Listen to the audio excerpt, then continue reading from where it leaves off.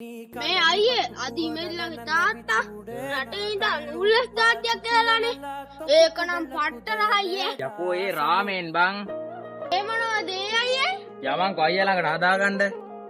අයියේ මේ මේකට රාමෙන් කන්න ඕනෙලු. යන්කෝ හදලා දෙන්න.